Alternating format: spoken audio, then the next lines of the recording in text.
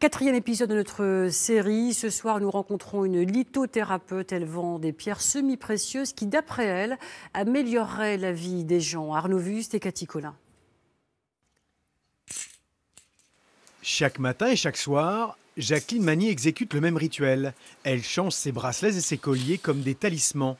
Ces pierres lui ont redonné le bien-être perdu il y a 10 ans lorsqu'elle part à la retraite. Je ne peux plus les quitter. Je pleure moins, je fais moins de dépression. J'ai retrouvé un peu le sommeil, je dirais même beaucoup. Je ne suis pas à me réveiller je ne sais combien de fois. Pour les douleurs, c'est vrai que ça m'a bien amélioré les douleurs que j'avais dans la hanche. Ça n'a été que bénéfique, si vous voulez. Bénéfique, ces pierres lui ont été vendues par Nathalie Fourmeau. Passionnée par la lithothérapie depuis son enfance, elle en a fait son métier il y a quelques années. Elle connaît tous les minéraux sur le bout des doigts. Ici, on est surtout dans une catégorie de pierres de protection. D'accord. Tout ce qui est noir, c'est la protection. D'accord. Avant tout. Voilà. Ici, vous avez des pierres de labradorite. D'accord. C'est une pierre de protection qu'on va donner aux gens qui ne savent pas dire non, qui sont un petit peu, qui rendent beaucoup de services aux autres, dont les soignants, par exemple.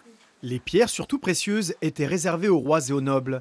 Mais des utilisations médicinales ont déjà été évoquées dans l'Antiquité, ou même par le médecin de Louis XIV.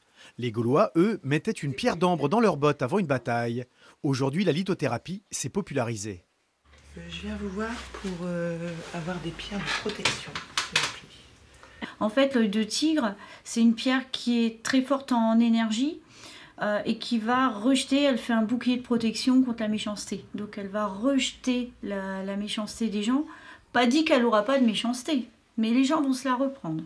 Donc c'est une pierre assez magique, entre guillemets, sauf que j'aime pas le mot magique, mais elle est assez bizarre cette pierre. C'est que, et ça marche très très bien. Cette boutique picarde vend 80% de ses créations dans le monde entier grâce à Internet et à des conseils téléphoniques. Oui, tout à fait, c'est une pierre d'aimant. Donc l'idéal, c'est d'en porter deux, effectivement. Vous savez, donc c'est fort demandé, effectivement, tout ce qui est pierre, bien-être. Et pour aussi l'amitié, pour le réconfort, ça va être pour la dépression, comme par exemple l'améthyste, le cristal de roche, le quartz rose. Voilà, ça c'est boutique qui est souvent aussi vendue sur Internet. Ces pierres-là sont fort demandées. On travaille beaucoup les pierres avec les chakras. C'est important, l'emplacement, on va poser la pierre en fonction de ce qu'on veut qu'elle nous donne aussi. Un pendentif, par exemple, va être bien moins une pierre qu'un collier, donc va être moins efficace qu'un collier qui est posé sur les vertèbres sur quelqu'un qui est hyper nerveux. Savoir placer les pierres sur le corps. David Brahms en a fait sa profession. Il pense que les énergies humaines seraient régénérées grâce à l'aventure bleue, la citrine, la calcite ou encore le quartz rose. Alors ce que je fais là, en fait, c'est pour enlever les énergies négatives grâce aux pierres. Les pierres, en fait, ce qu'elles vont faire, c'est qu'elles vont absorber le négatif. Et du coup, avec la main, on passe par au-dessus. Et on va venir dégager le négatif grâce aux pierres. Les pierres ne sont pas des médicaments. Reste que la lithothérapie n'a rien d'une science exacte. Aucun diplôme universitaire n'est dispensé dans ce domaine. Or, les pierres peuvent même avoir un effet négatif. Un conseil avisé est donc essentiel. Alors, il faut faire attention parce qu'un malachite, il ne faut pas la porter forcément très longtemps. Qui est à base de cuivre, qui a une forte tenance en cuivre et qui peut un petit peu être un poison entre guillemets. Loin d'être une médecine ou un substitut à la pharmacologie conventionnelle, la lithothérapie séduit de plus en plus en France pour une raison simple. Avant de soigner, une pierre est aussi un bijou qui fascine.